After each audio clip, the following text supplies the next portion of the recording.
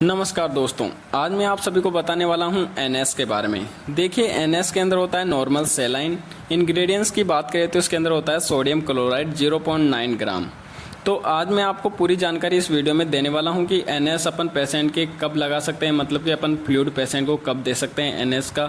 साथ में आप इस जो एनएस के जो ड्रिप होती है, मतलब कि बोतल होती है, इसके अंदर अपन कौन कौन से इंजेक्शन डाल सकते हैं।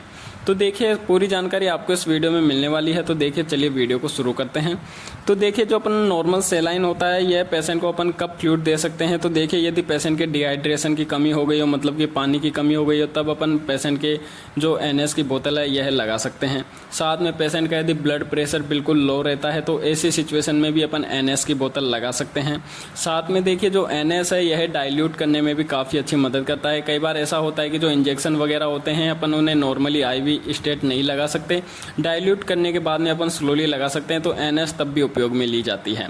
साथ में देखिए, यदि कोई मान लीजिए पेशेंट है, उसके घाव वगैरह हो गए हैं, चोट वगैरह आ गई है, तो इस प्रकार की समस्याओं में उसके घाव को साफ करने में भी अपन एनएस का ही उपयोग करते हैं। अब अपन बात कर लेते हैं कि ये जो इंजेक्शन है, मतलब कि जो ये नॉर्मल सेलाइन है, एनएस है, इसके अंदर अपन कौन कौन से इंजेक्शन डाल सकते हैं।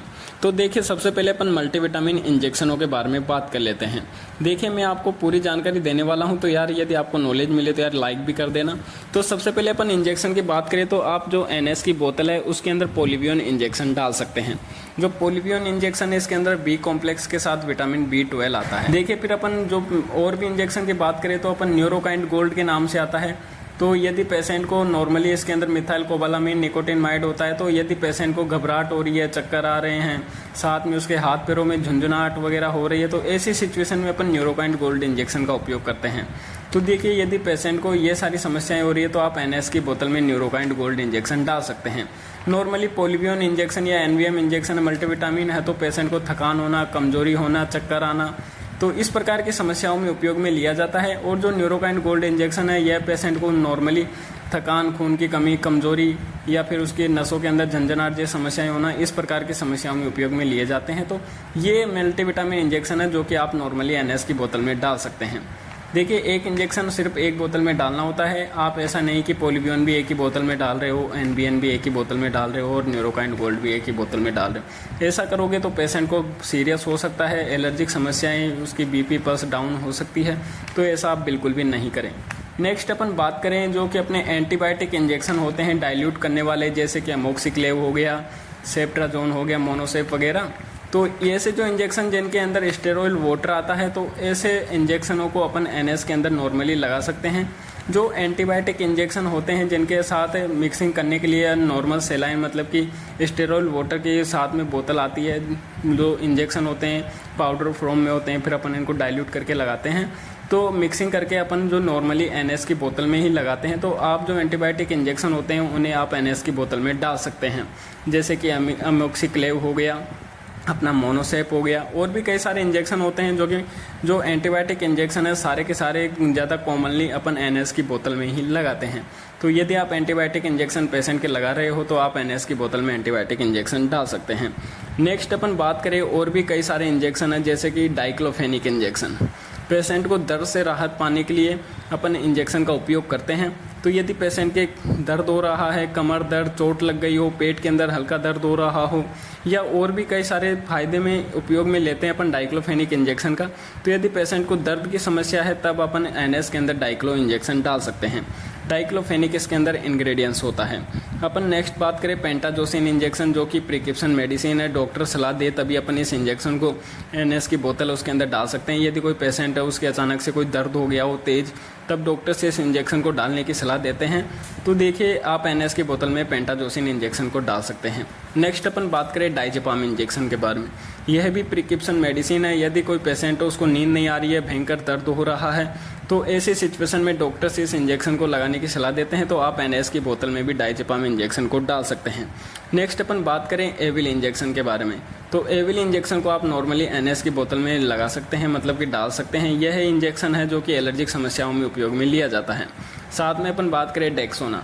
जो डेक्सोना है यह एक प्रकार का स्टेरॉइड होता है। यह भी पेशेंट को कई प्रकार की समस्याओं से राहत देता है। तो पेशेंट को किस प्रकार की समस्या है, यदि आप डॉक्टर प्रिस्क्राइब करे तो आप NS की बोतल में डेक्सोना इंजेक्शन भी डाल सकते हैं।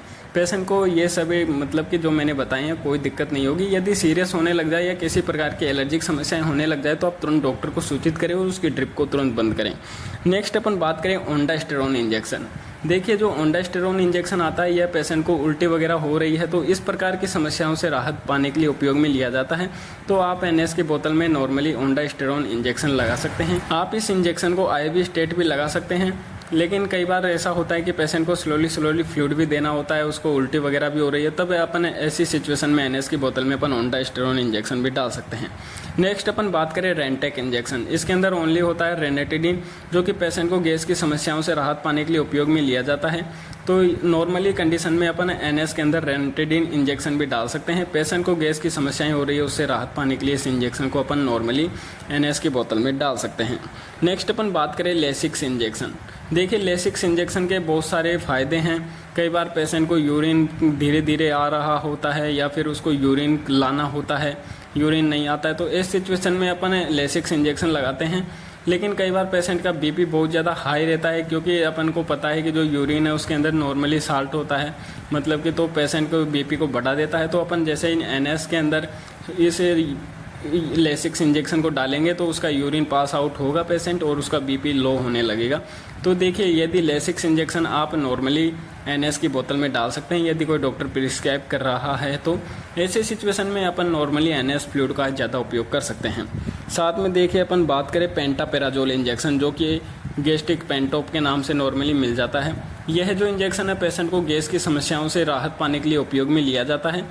यह भी जो डाइल्यूट करने में होता है, मतलब कि यह भी पाउडर फॉर्म में आता है। इसके साथ एक जो कि फ्लूइड होता है NS, मतलब कि या फिर आप इसे स्टेरॉल वाटर मान सकते हैं। तो यह जो इंजेक्शन आप कॉम्बिनेशन का होता है, मतलब कि इसके साथ स्टेरॉल वाटर आता है, साथ में पाउडर फॉर्म में आता है। तो आप इस इंजेक्शन को भी NS की बोतल में डाल सकते हैं। बहुत ही पेशेंट को कोई दिक्कत नहीं होगी। नॉर्मली आप इसे, यह जो इंजेक्शन है पेशेंट को गैस की समस्याएं, पेट फूलना, इस प्रकार की समस्याओं के लिए उपयोग में लिया जाता है। नेक्स्ट अपन बात करें, देखिए आयरन सुक्रोज के इंजेक्शन हो गया। कई बार पेशेंट के खून की कमी हो जाती है तो बहुत ही ज़्यादा, तब patient doctors iron sucrose injection को लगाने की सलाह देते हैं। तो NS के अंदर ही उस इंजेक्शन को डाला जाता है। तो यदि कोई पेशेंट है उसको आयरन सुक्रोज का इंजेक्शन देना हो तो आप NS की बोतल में उस इंजेक्शन को डाल सकते हैं। नेक्स्ट अपन बात करें ट्रेनेक्सा इंजेक्शन। ट्रेनेक्सा इंजेक्शन का उपयोग किया जाता है पेशेंट की ब्लीडिंग को रोकने के लिए, चाहे वह कहाँ से भी आ रही हो। तो देखिए यह जो इंजेक्शन है वैसे तो अपन IV स्टेट भी लगा सकते हैं, लेकिन डाइल्यूट करके लगाते हैं तो पेशेंट के लिए अच्छा होता है, क्योंकि कई बार एलर्जिक समस्याएं, एलर्जिक रिएक्शन भी कर जाते हैं। तो आप NS की बोतल में ट्रेनेक्सा इंजेक्शन को नॉर्मली डाल सकते हैं। देखिए नेक्स्ट इंजेक्शन की अपन बात करें तो कैसोल इंजेक्शन, जो नॉर्मली इसके अंदर होता है पोटेशियम क्लोराइड, और भी कई सारे इसके ब्रांड नेम से आपको नॉर्मली मिल जाएगा। तो आप कैसोल इंजेक्शन है जिसके अंदर पोटेशियम क्लोराइड हो, उसे भी आप नॉर्मली NS की बोतल में डाल सकते हैं। देखिए अपन नेक्स्ट इंजेक्शन की बात करें कि NS की बोतल में अपन और कौन सा इंजेक्शन डाल सकते हैं, तो देखिए कैल्शियम ग्लूकोनेट इंजेक्शन। यह जो इंजेक्शन है, देखिए कई बार ऐसा होता है कि जब पेशेंट के कैल्शियम की कमी हो जाती है बॉडी के अंदर, तो उसके जो जिसे अपन बाइटा बोलते हैं, मतलब कि हाथ पैर काम करना बंद कर देते हैं। तो इस प्रकार की जो समस्याएं होती है तो कैल्शियम ग्लूकोनेट इंजेक्शन तब उपयोग में लिया जाता है, तब आप NS की बोतल में कैल्शियम ग्लूकोनेट इंजेक्शन डाल सकते हैं। पेशेंट को इस इंजेक्शन को नॉर्मली डालने में कोई दिक्कत नहीं होगी। आप इस इंजेक्शन को पेशेंट को NS की बोतल में डाल सकते हैं। तो देखिए मैंने आप सभी को इस वीडियो में बता दिया है कि कौन से ऐसे इंजेक्शन है जिसे अपन NS की बोतल में डाल सकते हैं।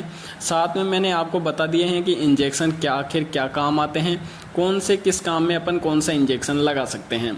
तो देखिए मैंने पूरी जानकारी आपको इस वीडियो में दे दी है। बहुत ही आसान भाषा में मैंने आपको इस वीडियो को मैं समझाया है।